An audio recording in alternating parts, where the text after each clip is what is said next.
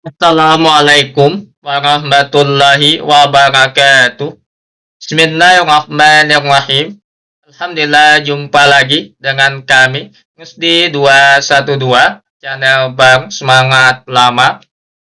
Pada kesempatan kali ini, video ingin kami bagikan mengenai cara melakukan pelaporan SPT tahunan untuk ASN, baik itu PNS, P3K di Kortik tahun 2025. Oke, Bapak Ibu, sebelum kita coba praktikkan langsung caranya, di sini ada catatan. Yang pertama, pastikan nantinya untuk bukti potong baik BP A1 atau BP A2 sudah terbit di Kortik.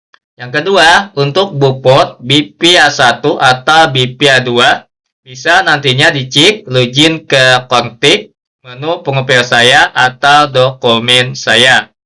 Yang membuat dan menerbitkan bukti potong BP A1 atau BP A2 adalah pemberi kerja, instansi atau pembayar gaji. Untuk instansi pemerintah biasanya menggunakan bukti potong BP A2 seperti ASN, TNI, Polri, dan sejenisnya.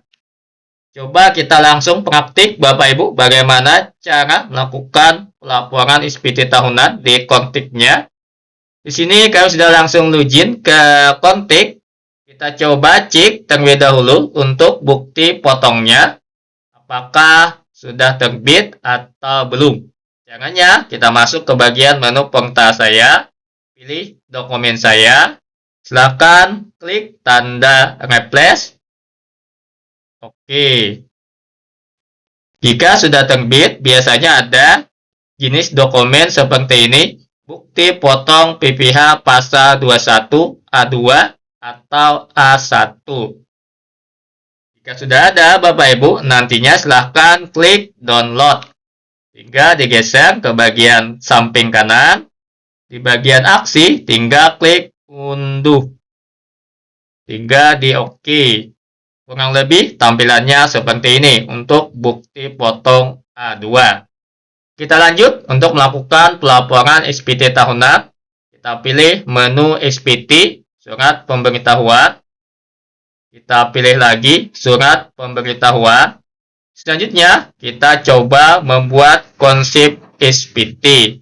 Kita klik buat konsep SPT. Selanjutnya, kita pilih PPh orang pribadi. Kita klik lanjut. Kita lanjutkan Bapak Ibu. Kita pilih jenis periode SPT. Kita klik SPT tahunan.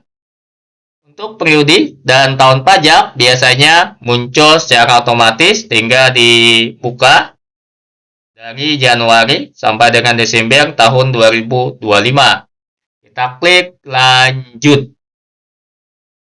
Oke, kita masuk ke bagian mode SPT. Kita pilih normal untuk pertama kali. Selanjutnya, jika sudah ada seksi setelah dilakukan kirim dan lapor, nanti berubah menjadi pembetulan. Kita klik buat konsep SPT. Selanjutnya, jika sudah sukses membuat konsep SPT, kita klik tanda pensil, lihat. Berikutnya, Bapak Ibu, sebelum kita memilih sumber penghasilan, kita coba klik posting SPT terlebih dahulu. Jadi jangan lupa klik posting SPT supaya nantinya masuk setiap bukti potong yang sudah terbit. Kita klik posting SPT. Jika ada notif gagal seperti itu tidak jadi masalah Bapak Ibu. Yang penting sudah diposting. Berikutnya kita masuk ke bagian metode pembukuan tahap pencatatan. Kita pilih yang pencatatan, sumber penghasilan. Kita pilih pekerjaan. Di sini kami contohkan Bapak Ibu untuk sumber penghasilan yang berasal dari pekerjaan saja. Jika nantinya lebih dari satu sumber penghasilannya bisa menyesuaikan. Kita masuk ke bagian A, identitas wajib pajak. Di bagian identitas wajib pajak di sini, semuanya sudah terisi otomatis kecuali nomor 7. Untuk nomor 7 di sini sifatnya pilihan bagi perpajakan suami dan istri yang statusnya PH atau MT. Jika bukan statusnya PH atau MT, tidak perlu memilih. Dan juga jika gabung antara suami dan istri, juga tidak perlu memilih. Intinya ini khusus untuk PH atau MT. Sini kami lewati Bapak Ibu karena statusnya bukan PH atau MT. Jadi tidak perlu kami pilih. Kita sederhanakan identitas pajak, kita sembunyikan, kita klik. Oke. Kita lanjut ke bagian B, dasar penghasilan neto. Untuk menjawab pertanyaan yang mana bisa dijawab, silakan Bapak Ibu jawab. Pertanyaan 1A, apakah Anda menerima penghasilan dalam negeri dari pekerjaan? Tentunya iya. Kita klik iya.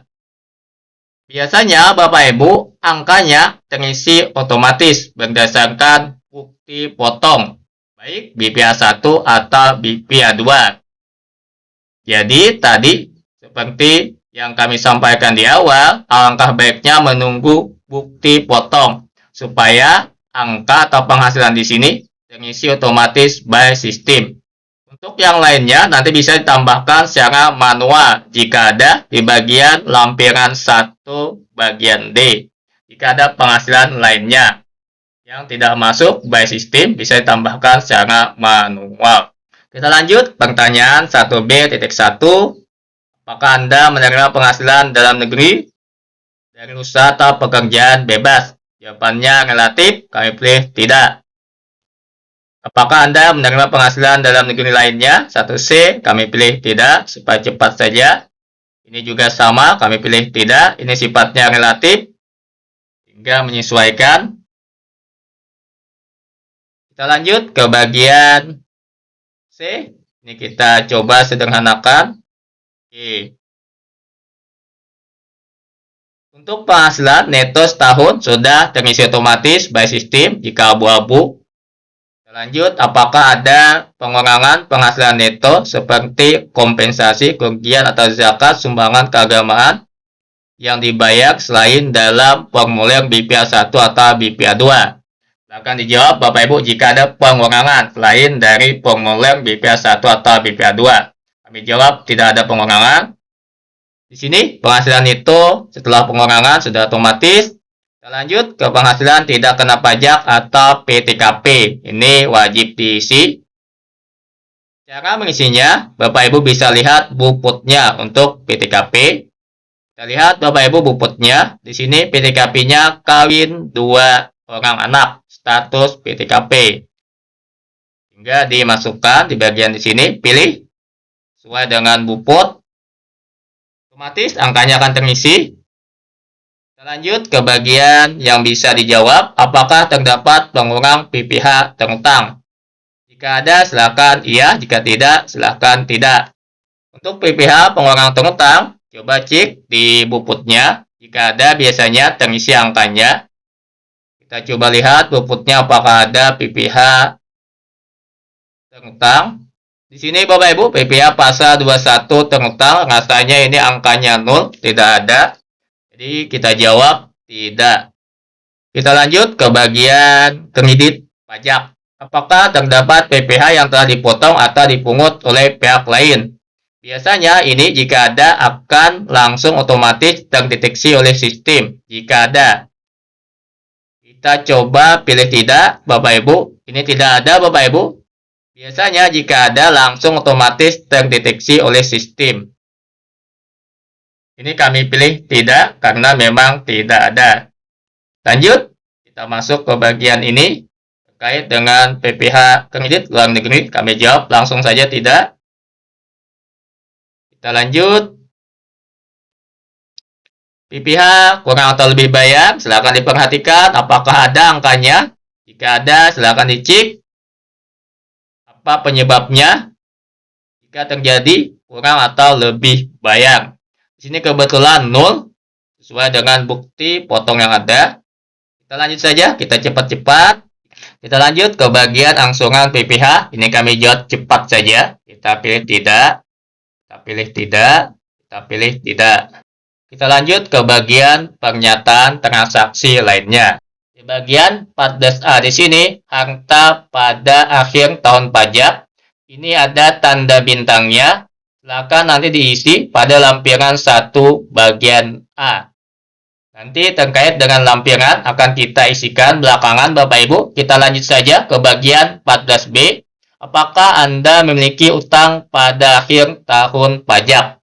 Ini menyesuaikan, kami pilih tidak. Jika nantinya ada utang, Bapak Ibu jawab ya. Otomatis akan mengisi lampiran 1 bagian B jika ada utang. Ini kami kembalikan ke jawaban tidak ada utang. Tidak. 14D, apakah Anda menerima penghasilan yang dikenakan pajak penghasilan bersifat pinak? Biasanya jika ada Bapak Ibu akan terisi otomatis. Coba kita klik iya terlebih dahulu. Jika ada, biasanya akan terisi secara otomatis by system. Namun nantinya, jika tidak terisi otomatis, jika memang ada penghasilan yang bersifat pinak, silakan diisikan secara manual. Jika istri gabung sama suami NPP-nya, biasanya di sini akan masukkan penghasilan pinak istri dengan status NPP gabung. Jadi di bagian penghasilan yang dikenakan pajak penghasilan bersifat pinak, kita akan masukkan penghasilan istri jika status NPP-nya digabungkan dengan suami. Jadi nantinya wajib memilih iya jika gabung antara istri dan suami. Silakan isikan secara manual untuk penghasilan pinak lainnya. Kita lanjut ke bagian 14D. Ini kami pilih tidak. Ini juga kami pilih tidak, Bapak Ibu. Di sini terkait dengan surat kuasa, dokumen lainnya, silakan menyesuaikan. Ini no dan no. Selanjutnya, Bapak Ibu, kita mengisi lampirannya. Untuk mengisi lampiran, kita kembali ke bagian atas. Setelah kita isikan induknya, Bapak Ibu, kita masuk ke bagian lampiran. Untuk L1 biasanya wajib ada lampirannya, sedangkan yang lainnya menyesuaikan dengan pertanyaan kita. Jadi biasanya L1 ini wajib ada atau wajib muncul lampirannya. Hingga kita buka di bagian L1. Kita isikan terlebih dahulu yang wajib harta pada akhir tahun pajak. Minimal 1 data. Kita masukkan, kita klik tombol tambah. Kita cari Bapak Ibu. Kita contohkan tabungan. Misal ada tabungan. Jika uang tunai, setelah nanti pilih uang tunai. Jika ada atau yang lainnya. Kami contohkan tabungan. Nomor akun, nomor rekeningnya. Di sini kami simulasikan 1, 2, 3, 4, 5, 6 supaya cepat. Atas nama, bisa atas nama dengan kami sendiri. Di nama bank kita simulasikan, misal bank saya, misal saja. Lokasi harta tinggal dicari di mana. Kita cari Indonesia. Tahun pengulihan tahun 2025. Saldo misal 10 juta. Keterangan sifatnya opsional. Jika tidak ada tanda bintangnya, artinya opsional. Bisa diisi atau bisa dikosongkan. Untuk keterangan kami kosongkan. Kita klik simpan. Oke, jika ada lagi silakan ditambahkan Bapak Ibu. Kita lanjut ke bagian piutang. Piutang rasanya tidak ada. Kita lanjut lagi ke bagian investasi. Jika ada silakan tambahkan seperti tadi kurang lebihnya. Kita masuk ke bagian harta bergerak. Di sini Bapak Ibu bisa ditambahkan. Biasanya untuk harta bergerak seperti kendaraan dan sejenisnya. Kita coba klik tombol tambah. Kita contohkan 1 untuk menambahkan harta bergerak. Kita contohkan misal sepeda motor. Merek model misal Honda. Misal saja. Das Kopi.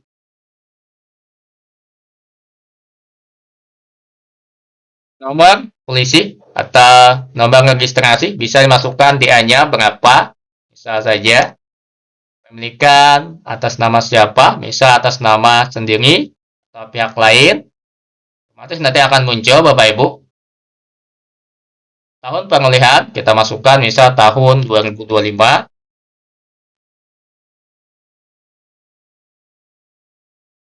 Harga pengalihan setelah dimasukkan misal 20 juta.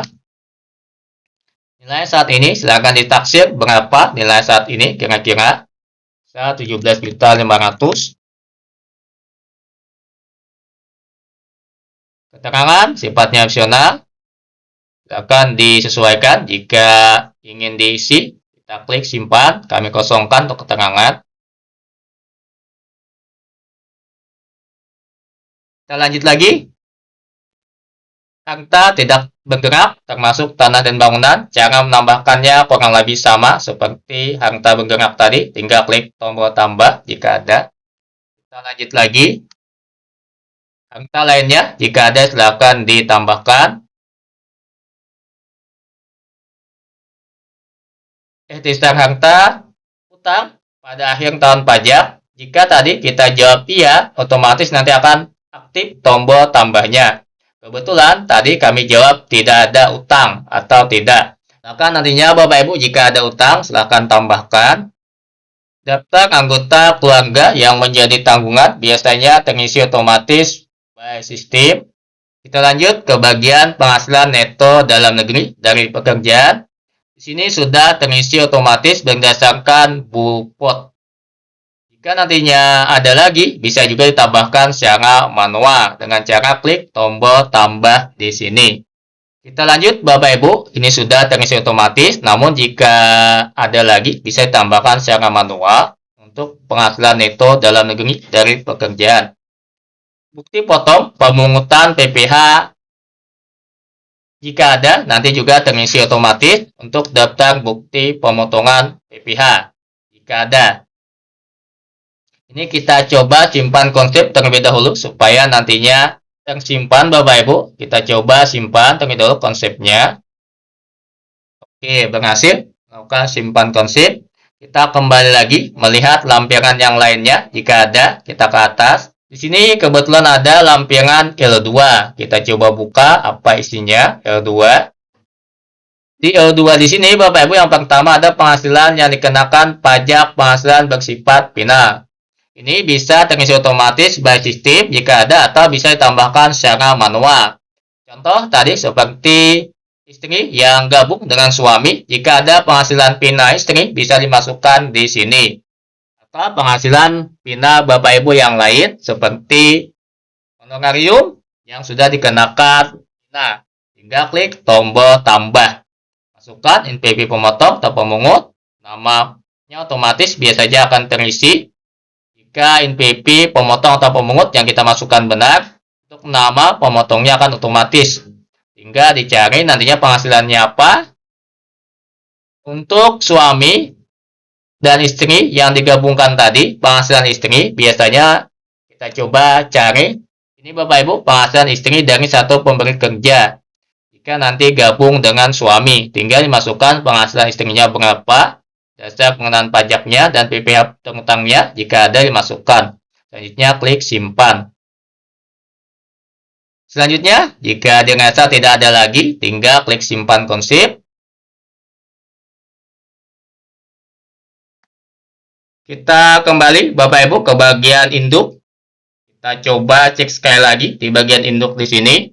Kita langsung ke bagian bawah saja terlebih dahulu. Statusnya masih nihil Bapak Ibu. Silakan nanti Bapak Ibu cek sekali lagi di bagian induknya. Dari awal tadi apakah sudah benar isiannya, sudah terisi semua. Untuk pertanyaan-pertanyaan yang ada. Sini kami langsung lanjut saja Bapak Ibu untuk melakukan centang dan pernyataan supaya cepat. Kita centang. Kita coba simpan konsep terlebih dahulu sebelum klik bayar dan lapor. Kita simpan konsep. Oke, berhasil. Nantinya jika ada gagal Bapak Ibu, silakan dilihat apa keterangan gagalnya. Kemungkinan ada data yang belum sesuai atau data yang belum diisi. Jika sudah berhasil, tinggal klik lanjut bayar dan lapor. Pastikan statusnya sudah nihil. Kita klik bayar dan lapor. Berhasil Bapak Ibu. Jika ada pemberitahuan seperti ini, tinggal tutup saja. Silakan nanti dibaca terlebih dahulu. Ini kita tutup. Oke, selanjutnya kita akan masukkan tanda tangan dokumen elektronik. Biasanya penyedia penandatangannya kode otorisasi DJP sudah otomatis. Untuk kata sandi penandatangan biasanya juga terisi otomatis. Namun jika nantinya belum terisi otomatis, silakan dimasukkan kata sandinya atau pasfrasenya. Jika belum terisi otomatis, jika sudah terisi otomatis, tinggal diklik di bagian kata sandi di sini. Kita klik konfirmasi tanda tangan. Berikutnya, Bapak Ibu, jika sudah diklik, nanti akan masuk ke bagian SPT dilaporkan. Hingga dilihat nanti Bapak Ibu untuk bukti lapornya yang ini, tanda terimanya. Unduh PDF SPT-nya di bagian di sini Bapak Ibu. Coba kita unduh. Yang ini PDF-nya kita unduh. Tanda terimanya juga kita unduh seperti gambar tanda amplop. Kita unduh tanda terimanya. SPT telah disampaikan ke email Anda untuk tanda terimanya masuk ke email kita. Kita cek nanti di bagian email Bapak Ibu. Sini kalau sudah langsung lanjut ke bagian kotak masuk atau inbox emailnya, tinggal dibuka nanti untuk tanda terimanya. Seperti ini dari Direktorat Jenderal Pajak. Bukti pendanaan SPT tahunan, kita coba buka. Seperti ini Bapak Ibu, bukti penerimaan elektroniknya. Bisa nantinya Bapak Ibu lakukan screenshot atau langsung dicetak unduh di sini.